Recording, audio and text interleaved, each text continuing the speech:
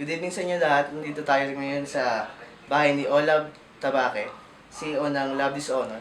Dito ako ngayon para interviewin siya. First question, when do you start the clothing business and what motivates you? I started Love Dishonor way back December 21, 2010. I was 16 years old then, bata pa ako. What motivates me is nung natalo ako ng 3,000 sa isang sugal ng isang gabi.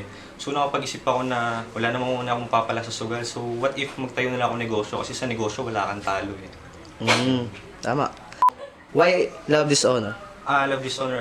Parang kasi siyang antonyms na love, hate. Tapos yung hate, parang nilaliman ko yung English kaya naging dishonor. Tsaka parang ano siya yung love is sa name ko, all love, and then yung dishonor, yung mga bitter experiences ko sa mga ex-girlfriend ko, gano'n.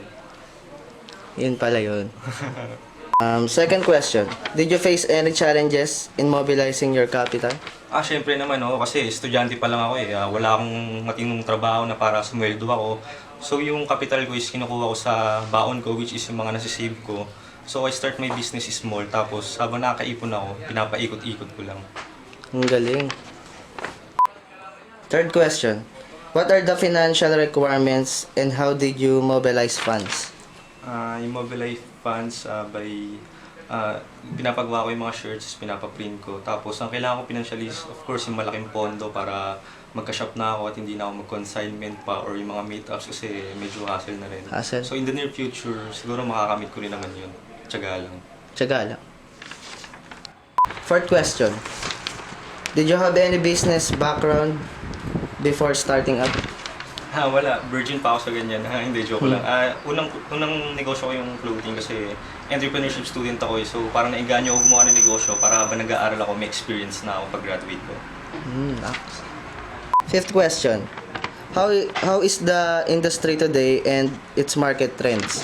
This summer medyo matumal kasi walang pasok yung mga estudyante, walang pera, gano'n. Pero in the near future, pag nag-bare months na naman, doon ulit yung mga papato kasi may new challenges and opportunities. Last question, any knowledge or infos you want to share with us now? And sa mga gustong umorder ng shirts or makabili, you can avail it at Capital G, located at 3rd floor, Robinson's Galleria. Ayun, tsaka salamat nga pala kay Shay, Smaglas, kay Sofrina, sila yung mga nakatulong sa pagpapalago pa ng Love Dishonor. Salamat. Maraming salamat sa Wala ka naman. interview. Love Dishonor. Yeah!